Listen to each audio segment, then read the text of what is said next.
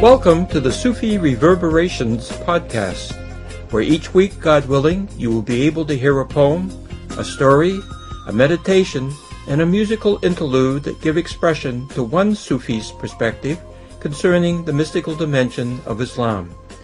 My name is Anab Whitehouse, and I will be your host.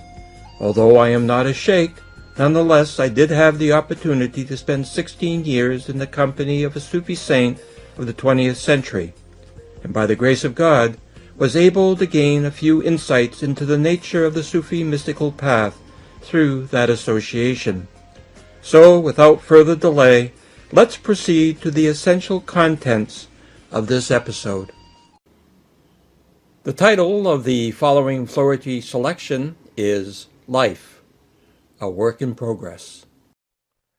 Echoes of death lap the shores of my being, harbingers of a tide that is yet to come, when negation rolls in and life ebbs away.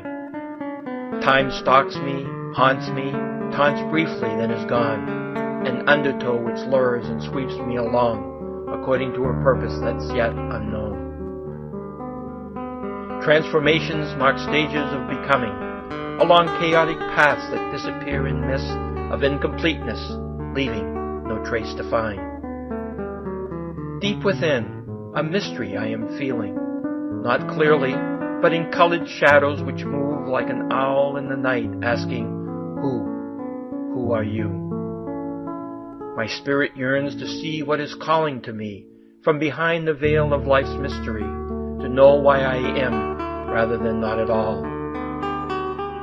Caught between forces of give in and go on, while waiting for the first light of dawn, my heart fights back tears laced with the salt of earthly fears.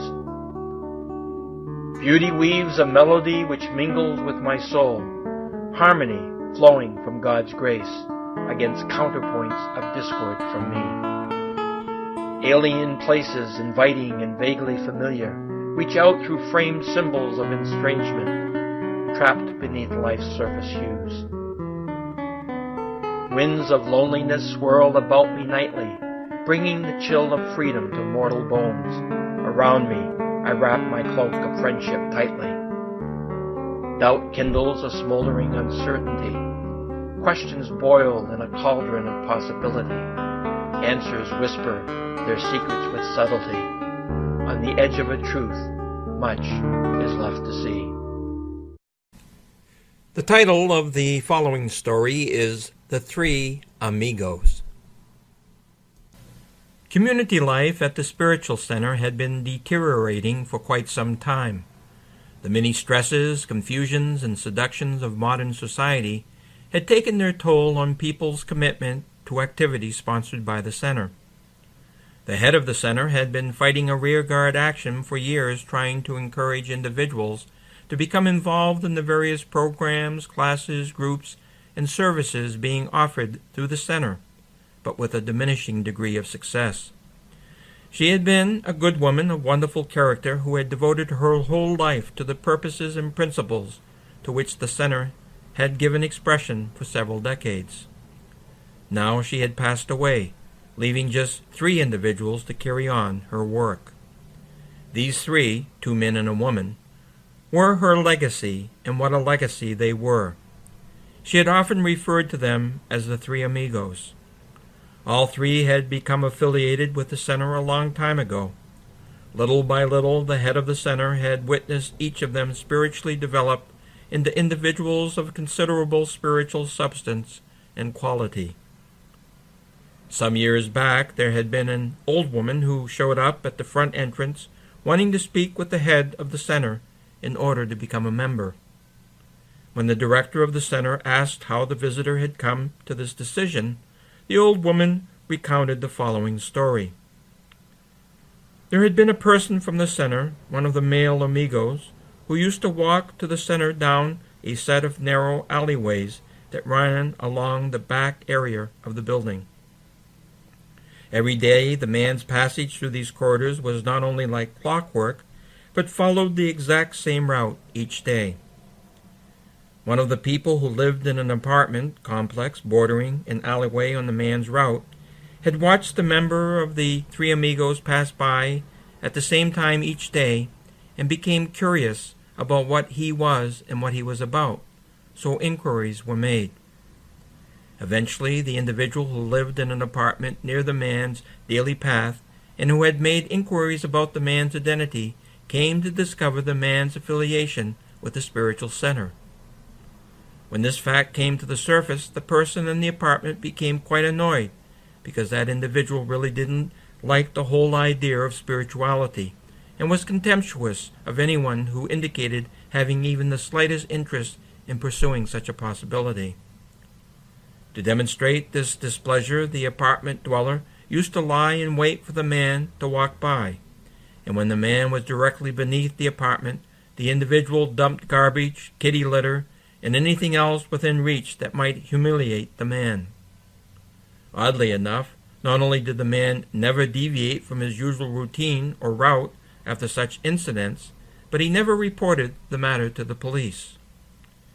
Day after day, this mode of engagement transpired. Each time the man would look up, trying to see who had done the deed, and then, calmly, he would brush off what he could of the thrown refuse before moving on towards the center. At first, when the man down below looked up, the apartment dweller had ducked back from the balcony, not wishing to be seen. But after a while, the perpetrator just stood in plain view, arms placed arrogantly on the balcony, laughing at the man in the alleyway. After several weeks of this treatment, a morning came when the man from the center walked beneath the balcony of the troublesome apartment, and lo and behold, nothing happened. The man looked up, and there was no one there. The man hesitated a little, apparently thinking about something. He checked the balcony again and then went down the alleyway next to the apartment building and headed for the front of that building. He asked the person on the apartment building's front stoop who lived on the second floor, and was given the information for which he had asked. Next, he went up the stairs to the second floor and knocked on the only door on the landing. An elderly woman, wrapped in a shawl, hair disheveled, and bearing a gray, sickly pallor, opened the door. Despite the appearance of the woman leaning on the door, the man immediately recognized her and said in a sort of rhetorical fashion, "You are the woman who has been throwing garbage at me the last couple of weeks, aren't you?" A look of fear descended upon the woman, and she said, "Please, I am sick. Go call the cops if you want to cause me trouble, but I'm not going to argue with you about what I did or why." The man at the door responded with, "I don't want to cause you any trouble. I was worried about you when you weren't at your usual spot waiting for me. So I came to see if you were all right, and if there were anything else I might do for you." The woman was stunned. She had tormented this man for weeks, and now, not only had he not complained or filed a complaint against her, he was concerned over her welfare and health. The woman broke down and cried. The man asked permission to come in, and when the old woman beckoned him with a barely raised and shaking hand, the man came to the woman's side and helped her to a couch where she had been encamped prior to his knocking on her door. The man covered her with the blanket, which was lying crumpled on the floor, and then he began to look after her. He stayed with the old woman for the rest of the day and into the early evening, and before he left, he promised to return the following morning. The individual who had told the story and who had come to the center seeking to become a member concluded her tale by indicating, "The woman in that story is me, and I wish to follow the same spiritual path which that young man who cared for me follows." Then there was an incident involving one of the other members of the Three Amigos, the female representative. She had been the victim of a mugging which, for a time, had her playing revolving door tag with a number of medical clinics as well as a hospital in the area. Although eventually most of her injuries were repaired and healed, she was left with a slight limp. From time to time, the leg would act up and cause her quite a bit of discomfort and pain for a day or two before subsiding and then disappearing altogether, until the next time the leg would act up again. One day she was sitting with a friend, and the woman was experiencing one of her recurring episodes of pain from the gimpy leg. Her friend, noticing she was in pain, said to her, "Oh, dear woman, your pain is the result of those terrible boys who beat you up." The female member of the three amigos looked at her friend in a rather stern manner, saying, "No, nothing comes to me except by the will of God. You're confusing secondary causes with the primary cause." Well, one could go on with more such tales involving the three amigos. However, the foregoing stories serve to reflect something of the character and spiritual quality of those three individuals, but this is a digression of sorts. The three amigos were faced with a problem. Who should become the new head of the center? Actually, this was only part of the problem. The real problem was that none of them wanted the position for himself or herself. This was not because any of them wanted to avoid the headaches that inevitably went with the position of director, or because they wanted someone else to do the work. Each of the three was prepared to do whatever was needed, irrespective of who was the head of the center, in order to work towards bringing the center back to a life of spirituality that engaged and assisted the community. Instead, such benevolent finger-pointing was because each of them preferred one of the others to serve as the head of the spiritual center rather than herself or himself. Simply stated, they each thought that the other was better than, or knew more, or was more spiritually advanced than he or she was. Each of them would say to one another words to the following effect: "The previous head of the center said such complimentary things about you," in other words, one of the other three amigos, "and therefore I think you should be the director." However, no matter what was said, the person who was being addressed would counter with something like, "Perhaps, but I distinctly remember how much the previous head loved and admired the two of you for the depth of your spiritual knowledge and dedication, so really, one of the two of you should be the new head of the center." All three of them treated one another with such respect, kindness, thoughtfulness, sincerity, love, and generosity that listening to them and watching them was like watching a beautifully choreographed ballet of spiritual etiquette. Their unassuming as well as innocent displays of humility, modesty, and selflessness became the talk of the neighborhood. In fact, over time, so many people became enamored with the quality of life exemplified by the three amigos that the center began to thrive with spiritual activity. Membership applications began to climb, and the center's volunteer work began to increase in a number of directions. The revitalization of the center left only one problem. Who would be the new director? The title for today's musical interlude is Golden Rays.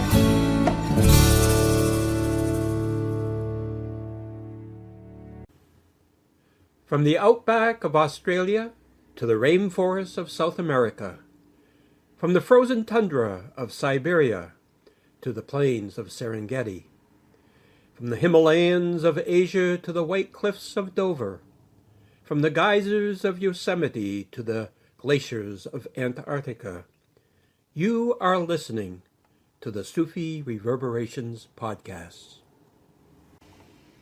This week's meditative essay is entitled Blessings. Never has so much been given to so many with less gratitude and appreciation. Never has so much been owed by so many to just one. The former statement is not about modern pro athletes. The latter statement is not about the bank of one's choice. Both declarations are about the status of our collective relationships with God. Like some Dixonian character, we stand before God with bowls in hand pleading, "Please, sir, we want more."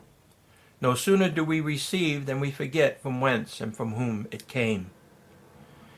We may even return to our respective groups with whatever has been placed in our bowl and boast about how, through our intelligence, cleverness, artistry, strength of character, and we might add at some risk to our person, we have succeeded where others have failed. The tendency to try to take credit for that which is not our doing is part of the nature of being human. Even without our asking, the blessings which God is constantly bestowing on us are so numerous that they cannot be counted. Sometimes, however, we become confused and limit what is to what we experience sensorially, or to what we permit into our awareness. As a result, we impose limitation on God's generosity and kindness concerning us due to the insensitivity of our instruments of apperception. Medical practitioners have said one of the puzzles in need of explanation is not how we become ill, but rather how we stay healthy. Within us and on us at any given moment are an armada of viruses and bacteria constantly probing our immune systems for weaknesses. How many times a day, or how many times in an hour or minute, are these probes and attacks repelled by our biological defenses? No one in medicine knows. No one in science is even a remotely informed guess.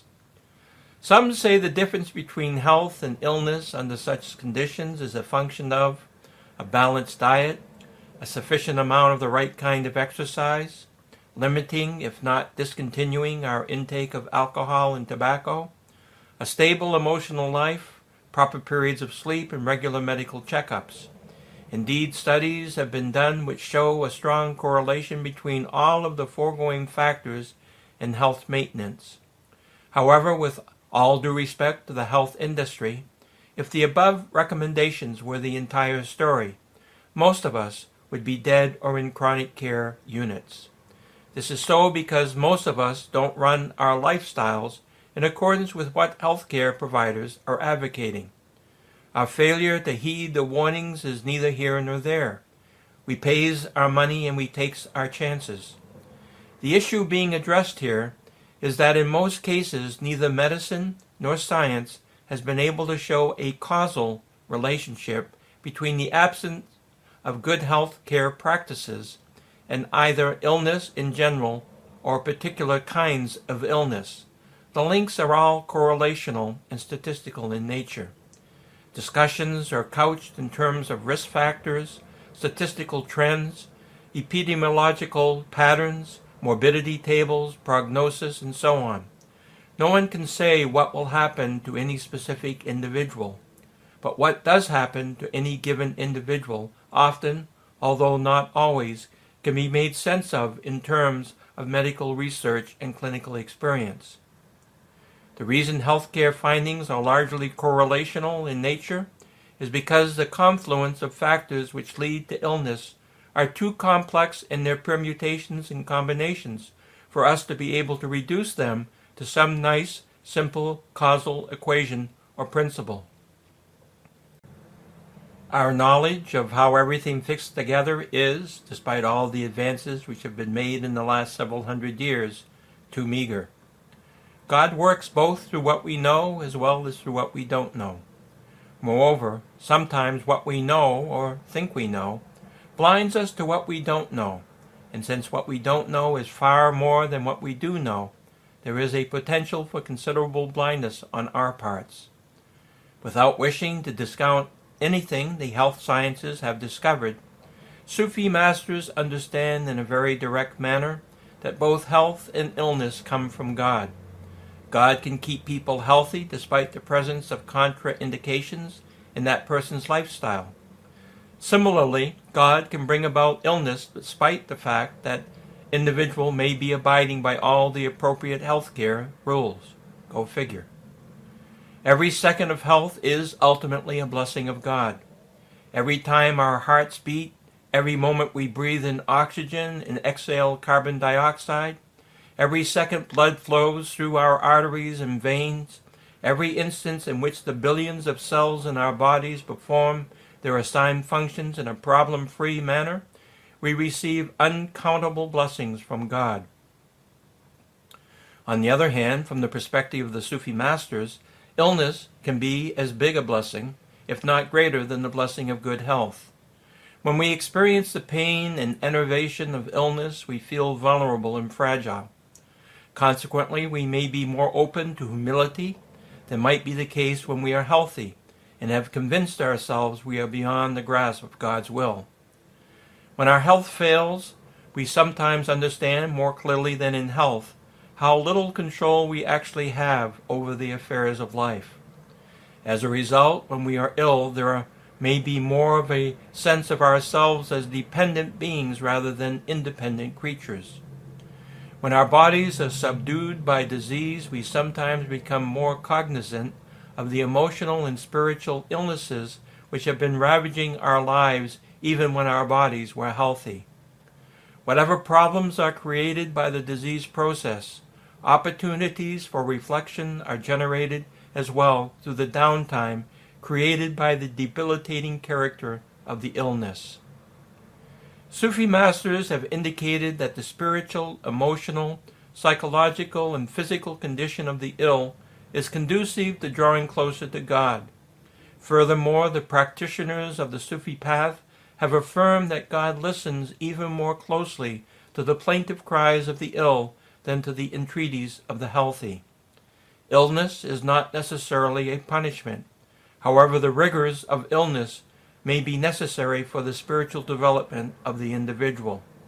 To contend with the infirmities, weaknesses, sufferings, and humiliations of illness is a struggle because these are all affronts to the ego, which has a very high opinion of itself. Yet every struggle is also an opportunity to overcome our arrogance, pride, and hardness of heart. Illness is an opportunity to repent. This is so simply because we are too weak to continue feeding energy to the parasitic ego which, during health, has been resisting the idea we have anything for which to repent. The Sufi masters have noted how, sometimes, illness is the modality God has chosen to confer grace and blessings on the individual. In exchange for the individual's pain, suffering, and discomfort, the person is given gifts of one sort or another, which may come to fruition later in this life, or in the life to come, or in both. God is able to give wages of grace for many types of work, effort, struggle, and sacrifice. Illness can be the means of bringing people together. Illness can be a way of taking one out of action temporarily, so that some even greater trial or difficulty may be avoided. Illness may serve to push one in new, better directions with respect to family, friends, or the community. Illness may be the catalytic agent which helps bring about constructive transformations in attitude, intention, or behavior. In view of the foregoing, one might mention something to the effect that illness can be a blessing in disguise. In point of fact, however, our whole life is a multifaceted blessing in disguise to which, unfortunately, we have become inured. As a result, we have a tendency to be a thankless, graceless lot who are always seeking to renegotiate our contract with God, no matter how poorly we have performed previously. Furthermore, somehow we frequently operate under the misapprehension that because we may have been associated in some way with one or more positive deeds at some point in our past, therefore God ought to be indebted to us. In reality, the opposite is the case.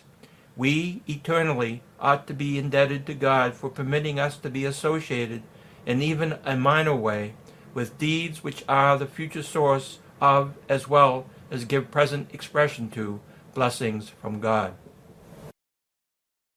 You have been listening to the Sufi Reverberations podcast. I hope you will join me next week for a new episode of this program. May peace be your companion.